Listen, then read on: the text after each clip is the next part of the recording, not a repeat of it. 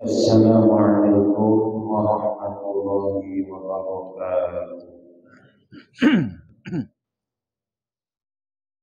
Alhamdulillahilladzi ba'atsa fil ummiyina rasulan minhum yatlu 'alaihim ayatihi wa yuzakkihim wa yu'allimuhumul kitaba wal hikmah wa in kanu min qablu lafi dhalalin mubin. أشهد أن لا إله إلا الله وحده لا شريك له القوي المتين وأشهد أن سيدنا ونبينا محمدا عبده ورسوله الصادق الوعد الأمين اللهم صل وسلم وبارك على سيدنا محمد وعلى آله وأصحابه أجمعين ومن تبعه إلى يوم الدين أما بعد قال الله تعالى في القرآن الكريم وهو أصدق القائلين أعوذ بالله من الشيطان الرجيم بسم الله الرحمن الرحيم إن أكرمكم عند الله أتقاكم إن الله عليم خبير فقد قال النبي صلى الله عليه وآله وسلم اتق الله حيثما كنت واتق السيئة الحسنة تمحوها وخالق الناس بخلق حسن سبحانك لا علم لنا إلا ما علمتنا إنك أنت العليم الحكيم وتب علينا إنك أنت التواب الرحيم واهدنا ووفقنا إلى صراطك المستقيم وعافنا واعف عنا برحمتك يا أرحم الراحمين ولا حول ولا قوة إلا بالله العلي العظيم. Bapak Ibu hadirin hadirat, kaum muslimin kaum muslimat, jamaah salat fardu maghrib yang sambil menunggu salat isya ada waktu dan kesempatan, tidak ada kepentingan di luar, yang dimuliakan Allah, yang dirahmati Allah, yang saya hormati. Bersyukur kita kepada Allah Subhanahu wa taala atas nikmat-nikmat yang telah Allah titipkan kepada kita semua. Tak sanggup kita hitung nikmat yang Allah berikan itu. Allah pun menanyakan, nikmat Tuhanmu yang mana lagi yang kau tak percaya, yang kau dustakan? Fabi ayyi ala'i rabbikuma tukadziban. Kemudian kalau kita bersalawat dan salam kepada Nabi kita Muhammad sallallahu alaihi wasallam. Allahumma shalli wa sallim wa barik ala sayyidina Muhammad wa ala alihi wa sahbihi ajma'in. Mudah-mudahan kita semua nanti di yaumul qiyamah mendapatkan syafaat. Pada ibu yang saya hormati, oleh Rasulullah kita ini disuruh mencari kawan yang banyak. Istaghfiru minal ikhwani fa inna likulli mu'min syafa'atan yaumal qiyamah. Carilah, perbanyaklah olehmu daripada kawan, karena setiap orang beriman itu dapat syafaat yaumul qiyamah. Yang satu lagi bunyinya istaghfiru minal asdiqa'il mu'min fa inna lahum syafa'atan yaumal qiyamah. Mirip saja bunyinya. Banyaki olehmu mencari kawan yang beriman, Istaghfiru minal asdiqa'il mu'min fa inna lahum syafa'atan yaumal qiyamah, karena mereka itu dapat syafaat yaumil qiyamah. Jadi yang dapat memberikan syafaat di yaumil qiyamah nanti pertama ya Nabi Muhammad, kemudian orang beriman, para syuhada, kemudian lagi Al-Quran. Nah, ini bisa menjadi syafaat yaumul qiyamah. Kalau Nabi Muhammad syafaatnya sangat besar, disebut dengan syafaatul uzma. Boleh jadi nanti setiap nabi yang lainnya tak sanggup memberikan syafaat pada umatnya, maka dia minta tolong pada Muhammad sallallahu alaihi wasallam. Muhammad memohonkan semenjak Nabi Adam sampai Nabi terakhir Nabi Muhammad diminta ampunkan kepada Allah. Kenapa sebab? Karena Nabi Muhammad itu bosnya. Bosnya Nabi itu Nabi Muhammad. Bosnya Rasul juga Nabi Muhammad. Bosnya makhluk juga Nabi Muhammad sallallahu alaihi wasallam. Yang dapat dibantu oleh orang beriman ini syafaat kecil. Setelah nanti manusia ini ditimbang amal kebaikannya, bila amal kebaikannya baik, banyak yang baik, sedikit yang jahat, dosa sedikit masuk surga dia.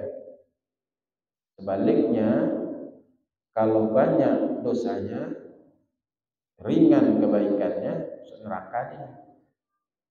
Fa'amma man saqulat mawazinu bahwa fi 'isyatir radiyah. Adapun orang yang berat timbang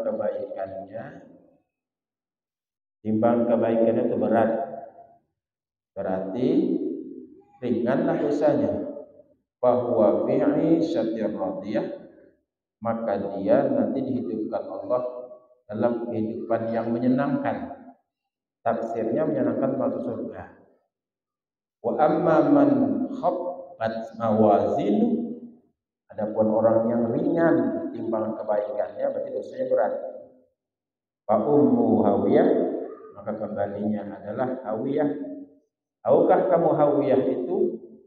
Ya, nama neraka hawiyah itu yang artinya narun hamiyah, menyala-nyala. Lalu kalau orang ini tadi imbang nih, dosa 50, pahala 50. Ini diletakkan tempatnya namanya Ashabul A'raf atau disebut dengan Ahlul A'raf. Dia bisa melihat surga, dia melihat neraka. Mau masuk surga tidak bisa, masuk neraka juga tidak. Sampai keputusan Allah, orang masuk surga atau neraka nantinya. Nah, orang-orang seperti ini kan sedikit lagi masuk surga nih. Ini kawan-kawan yang beriman nanti ini bisa memohonkan kepada Allah. Ya Allah, itu kawan kami itu, ya Allah, bersama-sama di pengajian, ya Allah. Kami mohon, ya Allah, masukkan dia ke surga. Ramai-ramailah orang beriman tadi. Kalau tak cukup pahalanya, ambil pahala kami sikit-sikit, tidak nolongnya. Nah, itu bisa. Bukan saya menyebutnya, Rasulullah SAW. Hadisnya jelas. Istaghfiru minal ikhwani fa inna likulli mu'min syafa'atan yaumal qiyamah. Itu hadisnya. Dikatakan oleh Ustaz buat-buat. Kemudian lagi orang-orang mati syahid. Yang syahid itu nanti bisa menolong kawannya. Itu sama dengan berjuang, ya Allah, kami bela agama dulu. Cuman sedikit juga ada silapnya dia berperang, ada keinginan dapat harta rampasan. Cuman sedikit cuman dia, ya Allah, kami sebagai saksinya, dia benar-benar berperang ikut membela agama. Maka ya Allah, pindahkan dia ke surga. Bisa. Untuk nampal dikit-dikit, bukan koyaknya besar. Nah, gitu. Jangan pula minta tolong dosa terlalu banyak, ya tidak bisa juga, sedikit-sedikit. Kemudian lagi yang bisa nolong apa? Quran. Jelas hadisnya. Iqra'ul Quran fa innahu ya'ti yaumal qiyamah syafi'an li ashabi. Hadis juga. Jika bacalah Al-Quran, karena Quran itu nanti ya'ti yaumal qiyamah, datang pada kiamat, syafi'an, menolong. Siapa tahunya? Sahabatnya. Siapa sahabatnya? Yang selalu membacanya. Ini beruntung orang yang setiap saat dibaca Quran terus dibaca Quran. Kalau yang lainnya tak ada pula jaminan. Siapa yang rajin membaca syair, baca ini tidak ada pula kita dengan jaminan. Tapi tak apa juga lah kita baca syair untuk memuji Rasulullah. Tapi Quran di nomor awal kan. Jadi banyak kan baca Quran itu. Jangan berdendang aja banyak. Berdendang banyak tapi Quran tidak baca. Jadi saya belum tahu hadisnya lagi kalau baca syair itu nanti datang syair itu di yaumil kiamat akan membantu. Kalau Quran sudah jelas. Jadi banyak baca Quran. Dia akan datang menolong kita. Quran itu banyak di akhirat itu macam ada ruhnya. Dia datang mohonkan kepada Allah, ini orang ya Allah hidupnya muka bumi selalu membaca aku. Kadang-kadang sambil ngantuk-ngantuk dia membaca aku ya Allah, maka masukkan dia ke surga. Jadi beruntunglah orang-orang yang membaca Quran. Salah satu yang diusulkan surga adalah taliyal Quran, orang yang senantiasa membaca Al-Quran. Bagi yang saya hormati, kemudian tadi saya membaca ayat Allah surah Al-Hujurat ayat 13. Ayat ini banyak orang hafal. Inna akramakum indallahi atqakum. Innallaha alimun khabir. Sesungguhnya orang-orang yang mulia di antara kamu pada si Allah adalah orang yang paling takwa. Nah, gitu jamin Allah. Orang yang paling mulia di antara kaum insya Allah tadi adalah orang paling takwa. Atqakum. Anak siapa sajalah dia, asal dia takwa kepada Allah, dia paling mulia. Jadi peluang untuk dimuliakan Allah itu semua kita punya peluang. Asal syaratnya tadi kita orang yang paling takwa. Allah tidak melihat bentuk tubuh kita. Allah tidak melihat juga bentuk jasad kita. Yang Allah melihat amal dan hati kita. Nah, sekarang kita ingin tahu akhlak orang takwa itu seperti apa. Kan? Kalau pengertian takwa itu secara umum, imtisalul awamirillah wa ijtinabun nawahi. Mengerjakan semua yang diperintahkan oleh Allah dan meninggalkan semua yang dilarang oleh Allah. Yang diperintahkan Allah ada yang wajib, ada yang sunnah. Orang takwa biasanya yang dikerjakannya yang wajib kerjakan, yang sunnahnya juga banyak dikerjakan. Kemudian semua yang dilarang oleh Allah tinggalkan. Ada haram, ada makruh, ada subhat. Dan itu dia lakukan kapan? Setiap saat, setiap detik, dimanapun berada. Bertakwalah kepada Allah. Hadisnya saya bacakan tadi sudah. Hadis ini dari Abu Dzar Al-Ghifari. Ittaqillaha haitsuma kunta wa atbi'is sayyi'atal hasanata tamhuha wa khaliqin nasa bi khuluqin hasanin. Rawi Ahmad wa Tirmizi. Bertakwalah kamu kepada Allah di mana saja kamu berada. Jadi orang takwa itu dia tetap setiap saat takut kepada Allah di mana saja dia berada. Itu akhlaknya kepada Allah. Merasa dia itu kalau berbuat tadi ini larang oleh Allah. Ini yang disuruh nih. Terlambatnya tidak mau kalau melaksanakan yang disuruh. Tapi kalau itu larangan cepat dia meninggalkannya.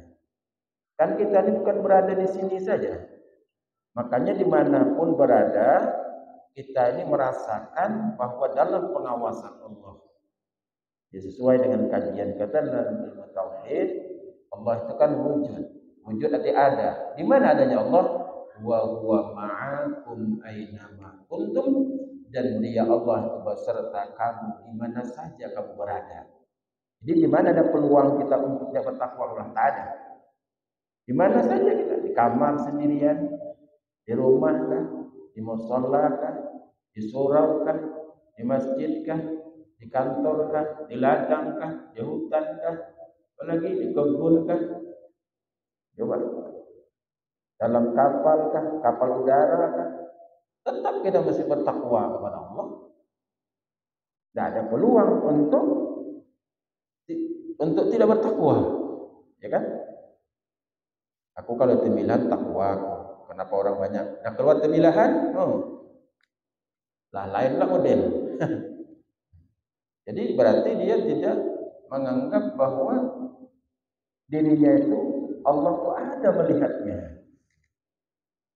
Kemudian apalagi orang takwa itu, menurut Imam Qusairi, kenapa Ustaz ambil dapat Imam Qusairi?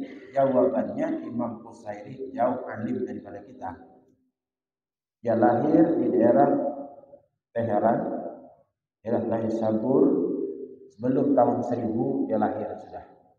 Gurunya banyak betul, Imam Qusairi, ahli di bidang tasawuf. Maka pendapatnya kita ambil. Kenapa? Karena dia orang yang mampu berijtihad. Kalau ada orang menentang, mengapa mengambil pendapatnya? Saya tanya juga, kenapa kita mempelajari amal ma'rifat? Mengapa mempelajari Iqaidul Iman? Siapa pengarangnya? Tuan Guru Sahabat Abdurrahman Siddiq. Kenapa kita ikuti karangannya? Beliau orang alim. Jawabannya alim daripada kita. Kita pelajari tentang amal ma'rifat, Iqaidul Iman, kan? Karena orang-orang ini memang sudah apa namanya? Sudah dibimbing oleh Allah, kealimannya itu luar biasa. Ada lagi misalnya Imam Ghazali, kita ambil pendapat, karena memang dia orang alim. Kata Imam Qusairi, orang takwa itu akhlaknya dari hurufnya itulah diambil. Taqwa, ya. Taqwa. Ya kan? Taqwa, ya. Tanya itu tawadhu. Jadi akhlak orang itu kalau melihat dia orang takwa atau tidak, tengok dia. Tawadhu dah orangnya. Gitu. Tawadhu itu apa tawadhu? Merendah. Ilmunya luar biasa. Alim. Tapi tawadhunya luar biasa. Kan? Ada kumpul orang-orang alim, saya pernah kisahkan beberapa orang alim itu saling engkau yang mimpin. Waktu itu mau bertahlil, ada acara orang haulan, mereka tuh saling engkau yang mimpin. Kadang yang tak tahu bahasa ini, kealiman apa ndak, langsung aja tuh, aku mau mimpin katanya. Padahal ya Allah ya Tuhan, baca lintang bukang. Gitu. Mau tuh. Karena dia tidak tahu tadi. Orang semakin tahu, ya semakin tawadhu. Mungkin sudah saya ceritakan di sini lah. Sudah atau belum? Dipinta ibu ngaji yang peningkatan maulid. Iyalah aja. Setelah kita dengar, ampun, dia mau aja tuh. Kenapa?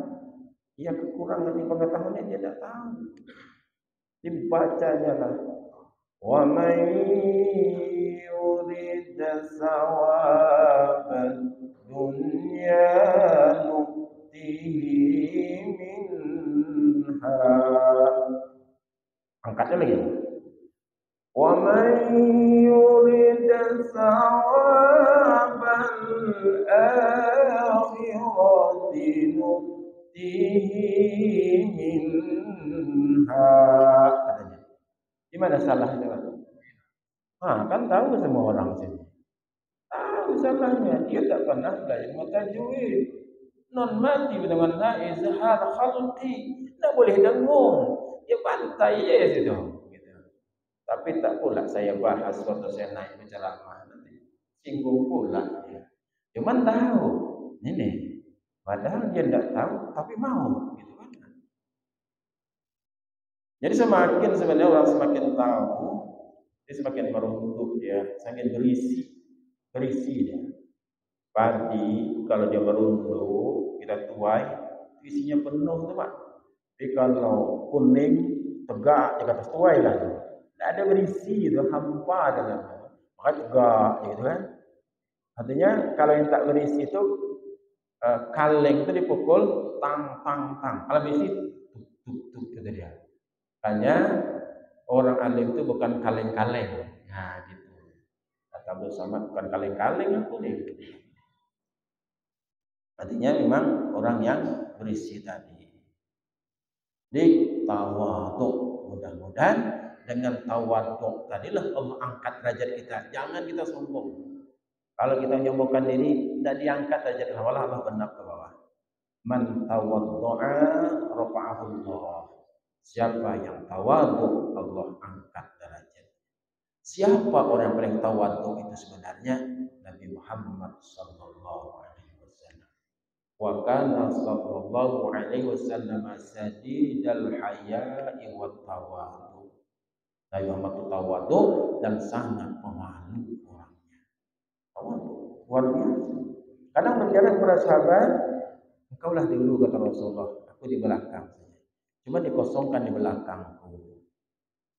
Untuk apa? Ada yang membacking kita di belakang. Siapa? Malaikat yang di belakang kita. Makanya Nabi kalau berjalan sering ada ranjau di depan tak kena. Kenapa? Ada backing di belakang. Hati, jangan lanjutkan. Di depan ada duri, depan ada lubang. Nabi Muhammad diperangkap oleh Abu Lahab, tak masuk lubang, Abu Lahab yang masuk. Gitu. Di bawah hormati tawadhu. Kemudian yang kedua, khauf. Jadi orang takwa itu akhlaknya qanaah. Qanaah, menerima apa yang diberikan oleh Allah. Tenang jiwanya. Kalau banyak diberikan, dia bersyukur. Sedikit didapat, dia bersyukur juga. Cuma usaha memang tidak boleh tidak. Adalah usaha. Ada memang juga orang berusaha, tapi usahanya tidak dipandang orang. Di dalam masjid, angkat tangan lama berdoa. Masuk Umar bin Khattab. Apa kerjamu? Kita rezeki dengan Allah. Ya disuruh di masjid, angkat tangan. Dah dapat kata Umar bin Khattab. Belum. Berapa jam dah? Berjam-jam dah pernah. Maka kata Umar bin Khattab, Innallaha la tumtiru zahban wal fiddah minas sama. Sesungguhnya Allah tidak menghujankan emas dan perak dari langit. Masa kau berdoa di sini? Keluarlah. Lebih baik kau berdoa simpang 4. Agak dimasam-masamkan wajahnya. Ada orang lewat kasihnya dah.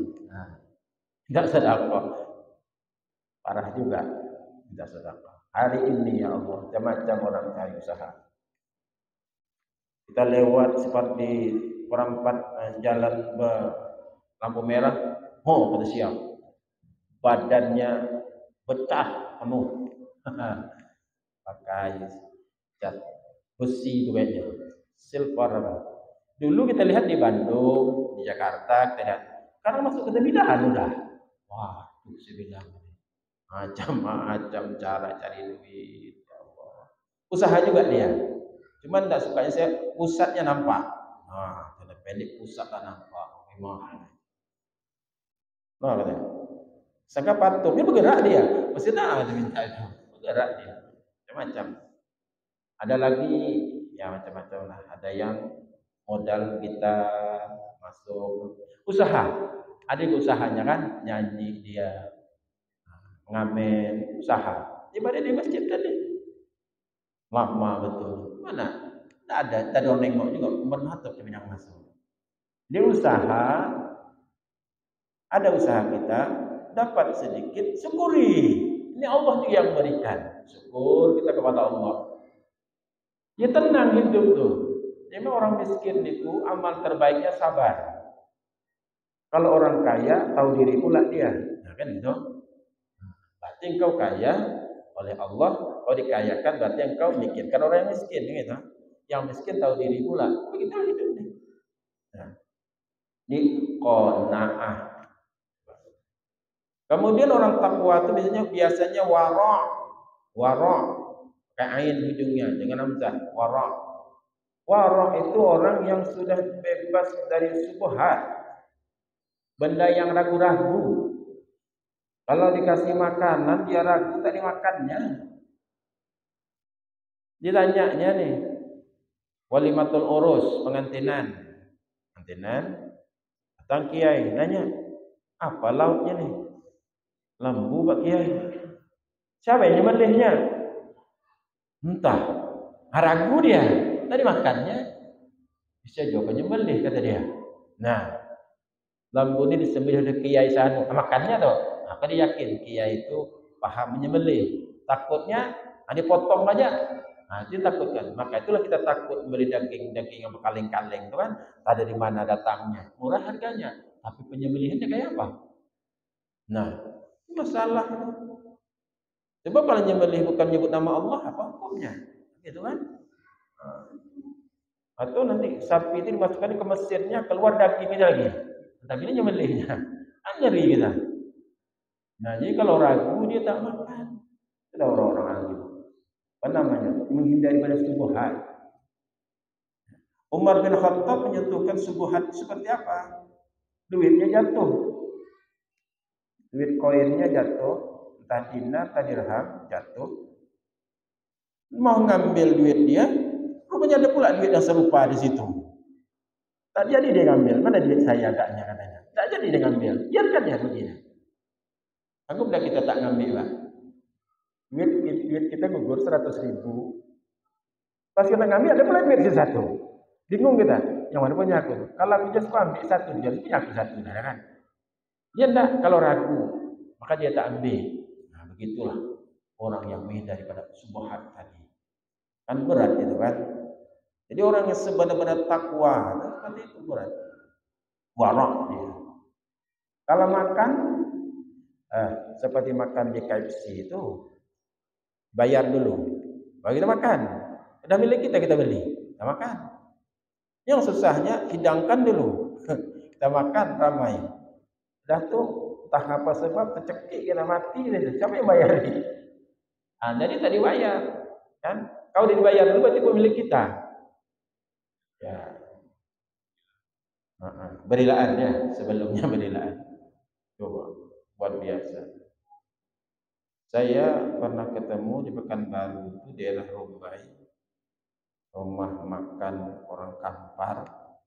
Jadi kita makan di situ lama dia mencatat.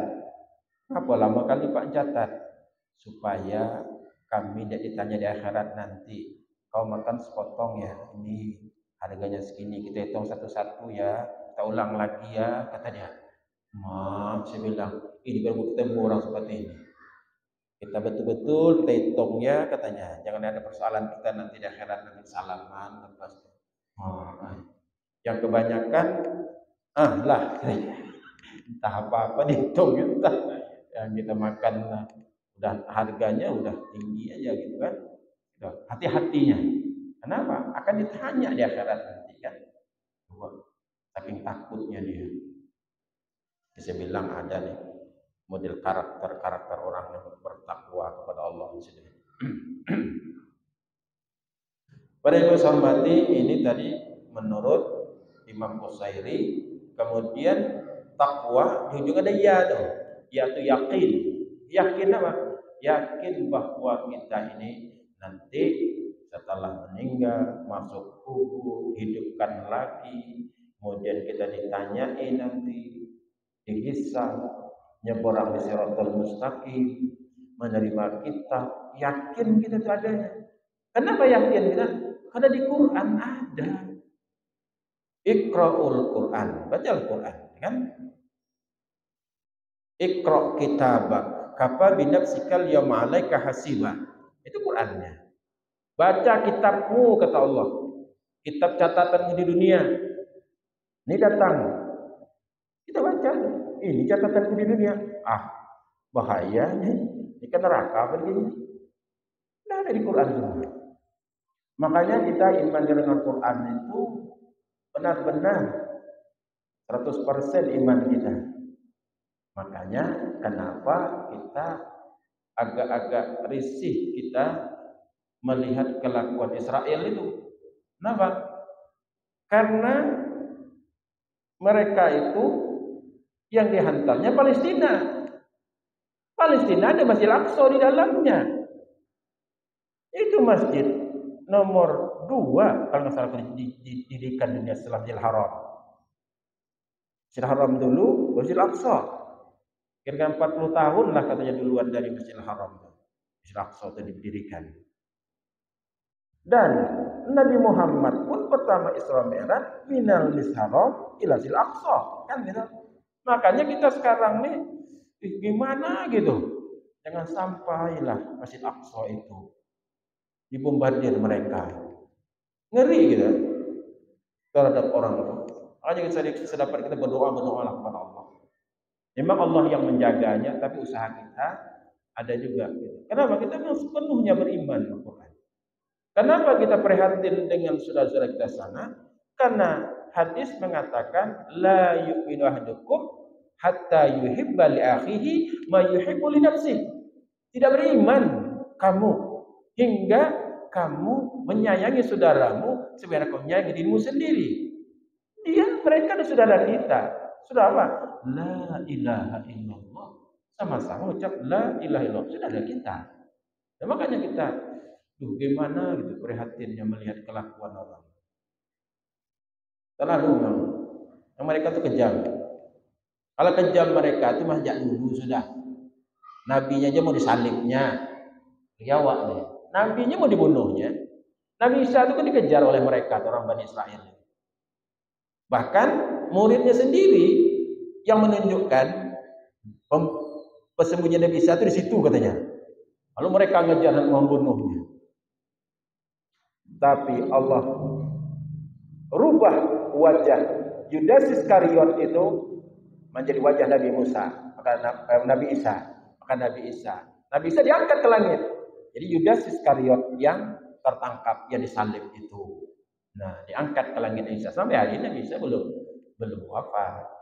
Karena Allah yang meliharanya. Memang jahat orang.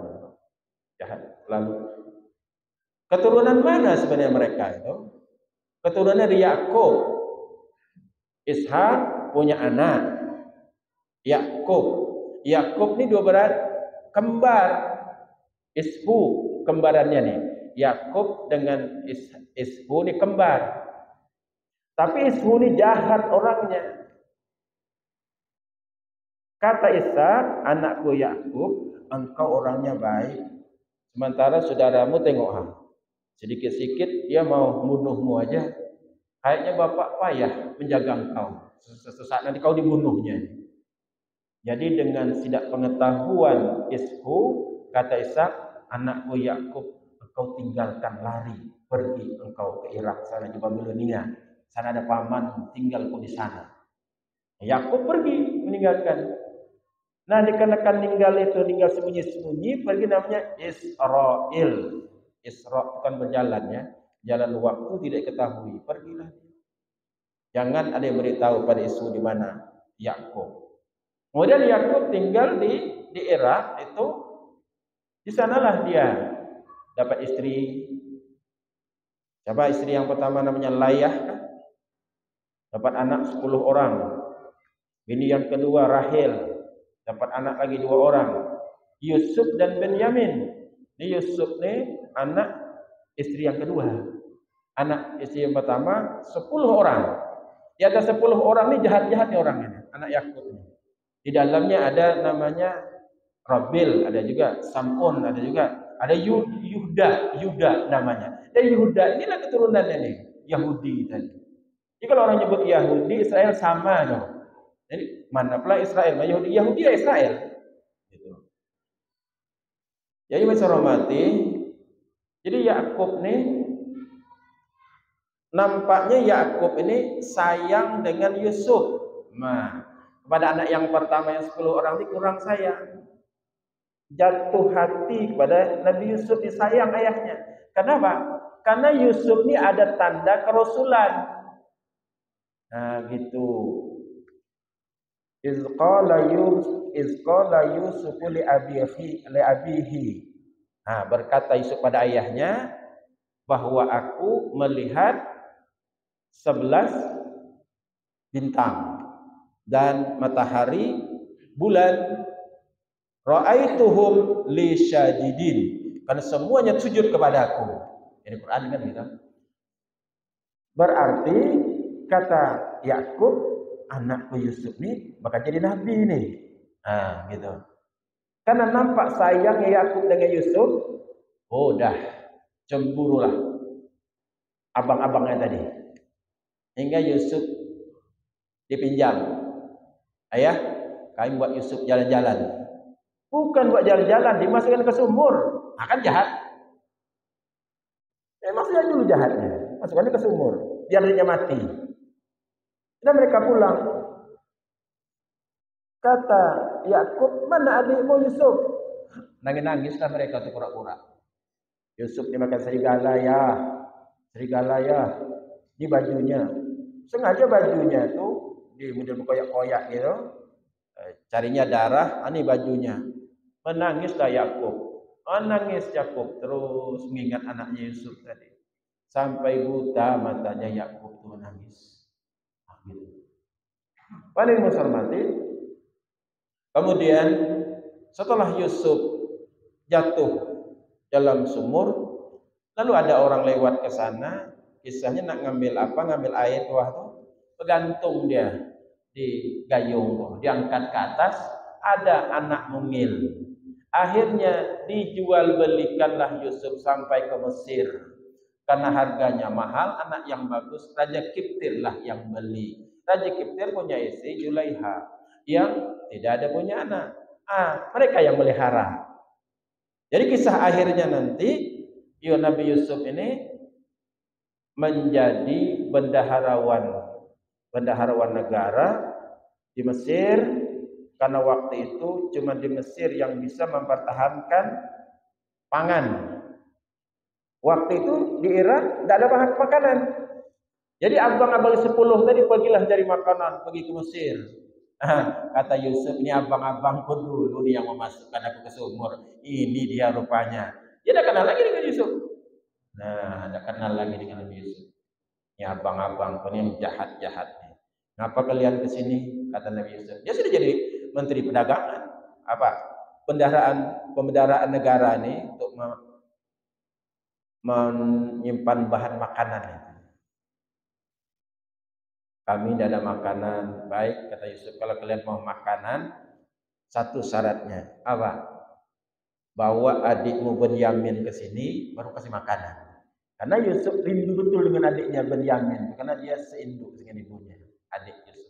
Ketika mereka bawa ke situ, barulah Nabi Yusuf mengasih makanan kepada abang-abang, bawa balik ke Irak sana. Dan titip baju. Nabi Yusuf titip baju pada abang-abangnya, tolong baju ini usapkan kepada ayah kalian. Mudah-mudahan dia butanya berhenti. Baju ini buat Nabi Yusuf dulu, balik itu. Oh, ya, ini menteri dari Mesir nyuruh ayah mengusapkan baju ini. Diusapkan oleh Yakub, mata yang buta langsung bersih. Apa kata Yakub? Kau tahu enggak yang di sana yang kasih baju? Itu yang kau katakan yang dimakan serigala tuh. Itu ada adikmu tuh Yusuf tuh. Diampuni Yusuf lah mereka semua. Dibawalah pindah ke Mesir semuanya.